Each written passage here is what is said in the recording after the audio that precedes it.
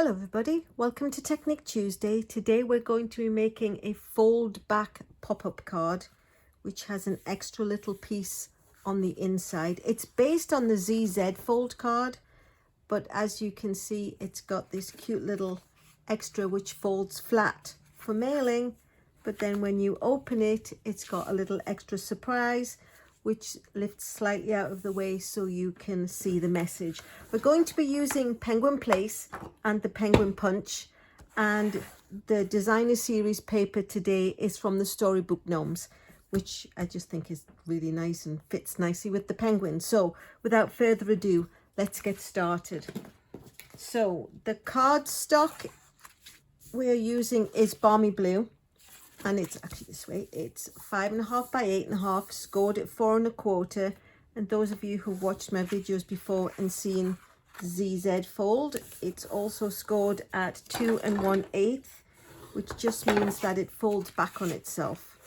So if you don't have a scorer, you can just fold it in half and then fold it back on itself. There are 3 pieces of designer series paper, and they are cut at 5 1/4 by 1 7/8, and there's an extra little square which is 2 by 2. As always, the dimensions and sizes will be in the bottom for you. What I tried to do though when I cut the designer series paper was keep the pattern, because it's going to go across 3 spaces and it just looks nicer if there's a continuity. And in fact, you know what, let's go ahead and stick these on right now.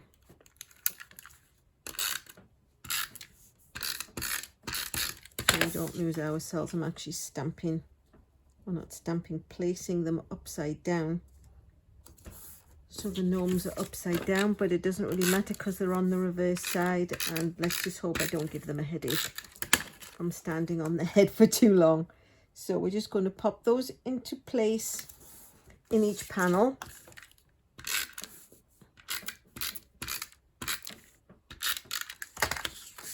So they are securely on the card where they need to be.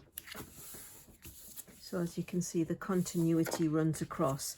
And then what we need to do with the little 2 by 2 square is cut it diagonally in half. So we're going to lift up the arm, put it in the trough of the paper cutter from point to point, and then cut it in half.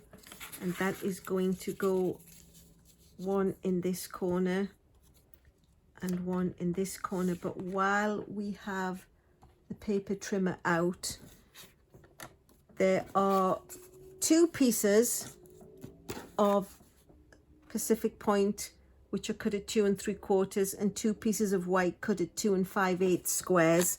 And then we have 2 smaller squares which are 1 7/8 and 1 3/4. These are going to stay as is. One of the bigger ones will stay the same, but one of them we are going to cut the white in half. So again, the same like we've just done with the 2-inch square of the designer series paper, we're going to put a point to point in the top of the paper cutter. We only need 1 piece, so this one we can put off to one side. This one we'll keep. And then carefully moving the cutter out of the way, the Pacific Point, the bigger one, the 2 3/4 square one, we need to score from point to point. So again, put the 2 points in the trough and give it a good score, because that is going to fold back on itself, and that's what makes a little pop-up mechanism in the middle. So let's get to some punching and stamping before we get back to assembling. So here's the card. I'm just going to pop these 2 corners on while I have it in front of me. I'm just going to use the silicone pad because they're pointy points and we don't want the adhesive to run off and be sticky on the work surface. So we're just going to place them where they follow along.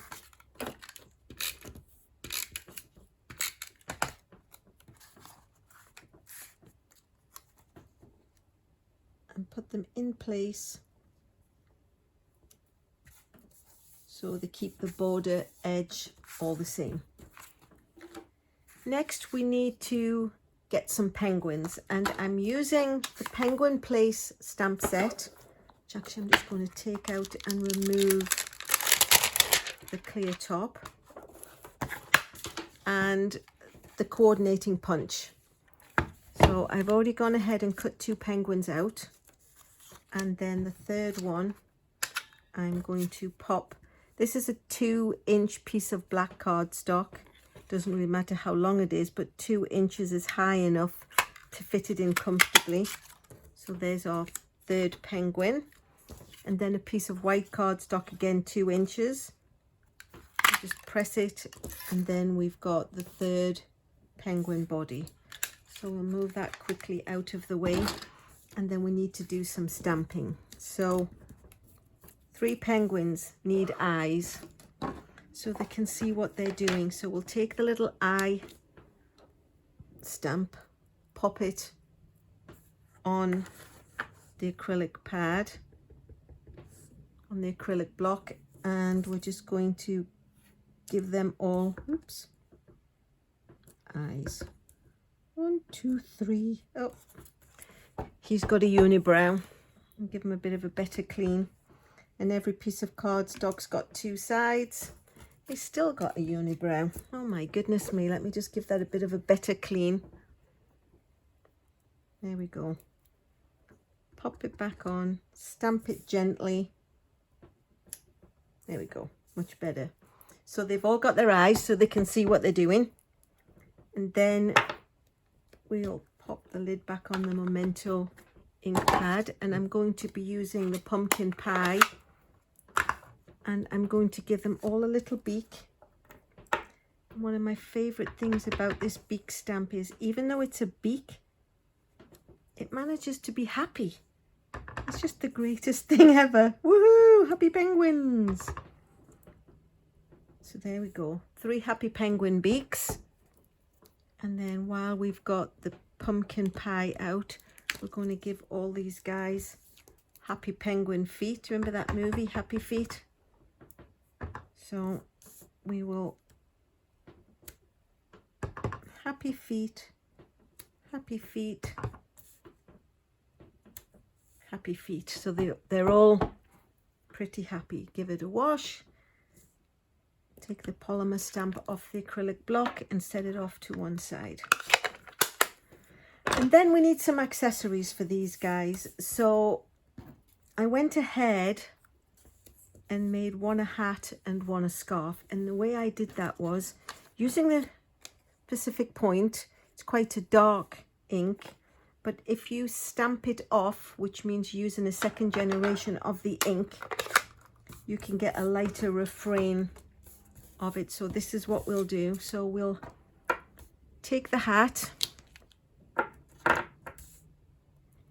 put it on the block, ink it up with Pacific Point, which is quite dark, stamp it once, stamp it again, and it comes out a lighter refrain of the color, which is what this guy is, because I felt it matched better with the Balmy Blue. And if you stamp the Balmy Blue, it was almost a little bit too pale, so this was the best in-betweeny. And the other thing we need to do is stamp the scarf. So again, we'll put the polymer stamp on the acrylic block, stamp it off, get another piece of cardstock and stamp the scarf, which is what I cut out earlier. And the last one, is I'm not actually going to cut it out, as I will just find it in here somewhere, is the little bow tie. So we will nominate a penguin to be our bow tie guy, but again, we'll stamp it full strength, stamp it off on the scratch of paper, and then stamp it on the penguin, and it comes out just a nice in-between colour blue. So pop that back on its little place. So now we've got 3 penguins with 3 different kinds of accessories. So we'll just go ahead and quickly stick these on their bodies. so they look a bit more penguinish.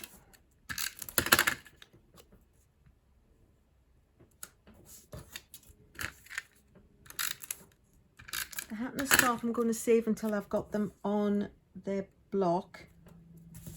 So what we'll do next, oops, is take the two smaller pieces, which are the 1 7/8 blue and the 1 3/4 white, and stick them on their layer. And then what we need to do is attach these to the front of the card. So I wanted them to be that they would be not on the edge of the cardstock, but on the edge of the designer series paper. And you know the rule that you only do it halfway over, so we'll flip those over so we can see where the edge is, and only put adhesive on those two pieces. So we're doing point to point on the edge of the designer series paper. Turn this one over so we can see where the adhesive can go up to, and again point to point on the designer series paper. And then when they are attached, when you look on the other side, there is no sticky here. So then we'll go ahead and attach the two penguins. So we'll have the guy with the hat, I think, can go on the bottom. So we'll pop him on his square.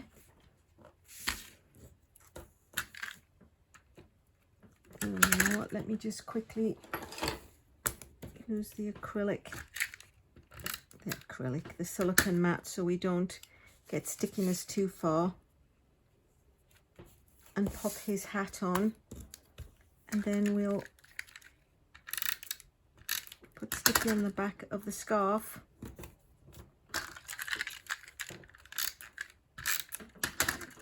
And attach the penguin to his square, and then pop his scarf on. And the little guy with the bow tie we'll save for the inside. So the inside, we scored this one, you can still see the score line, in half. So we just need to fold that and give it a good crease. And then we need to pop this little piece of white on, same as we would have if it had been a whole square. So again with the silicone pad, so we don't make a mess on our work surface, make it all sticky. So we're just going to pop that with a small dark border around it. And then we want this guy to be on here with the little basket. Oops, that's the one we're working on, with his little basket. So what we'll do is, again, we'll find the basket. We'll use the ink pad, stamp it up full strength, stamp it off on the scratch, and pop it in the corner, and it becomes the lighter colour. Let me just go ahead and put that back so I don't lose it. And then what we'll do is, as we know this guy is going to sit on the edge, we only really want to put glue down one side, because if you put too much over, it will overhang and he will potentially stick to the inside of the card. So only on one side. The next one, we are going to stamp some snowflakes around the edge. Oops, as you can see in the sample. So we'll get the snowflake stamp, the ink, and we'll stamp it off, stamp it,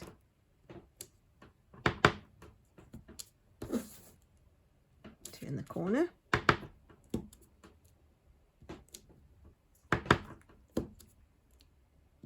and then do the last one. So we've got a nice light refrain of the snowflakes. Then the next step is to stamp the greeting, which actually is one long greeting. So, and the trick is if it's long, so you don't curve it, put it down on your work surface where you would want it to be, and then it was like water, it will just find its own natural straight line, and then stick it on. So, to the coolest friend ever. But what we want to do is stamp just one part of that. So we'll do it on the edge of the stamp pad, to the coolest, and stamp that part. But then you have to make sure, of course, that you wash it really thoroughly so none of that ink is left. And then we'll stamp friend ever on the other side of the ink pad and put that under. So we've turned a long stamp into a square one, and that's how you do that. If you're not very confident that, you can put a little piece of masking tape over here, and don't forget to take it off before you stamp it down. So that's all the stamping done. The last thing is to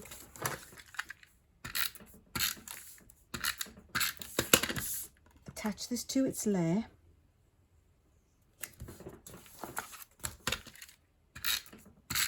And then pop it in equal distance, keeping the same 1/8 of an inch edge. That makes that. Now this, when it comes to go on, is too big, of course, so when it folds it would get in the way. So what we need to do is get the paper trimmer and line the 2 points up with the 3/4 of an inch. Ooh, let me just pull it down a bit so it's actually in the shot. 3/4 of an inch and 3/4 of an inch down here. So if you keep the 2 points together, you can actually cut off a piece. That's just a spare scrap. And now you've got a smaller section that will fit inside the card. So if you see on the original, it's just a smaller piece. So in order to get that into the card in the right place, we're just going to put a whole line of adhesive down there. And then what you need to do is line up these points so it looks equal, put it up against the fold of the card. Again, make sure it's equal between the two, and then close it. So when you pick it up, it's equal. It just needs a good burnish to make sure that when you open it, it actually pops open. And that's it. So you open it, it's got the little flap inside with the secret guide, to the coolest friend ever. It's got the stamping off technique. I think that's really rather a fun card. So let me just move everything out the way to give it a bit of a showcase. So fold back pop-up card, uses the Z fold, ZZ fold. That's it. If you want to subscribe, please do. If you hit the bell, you'll get a notification when I post a video. To all my people who've subscribed so far, thank you very much. I love you. Thanks for watching.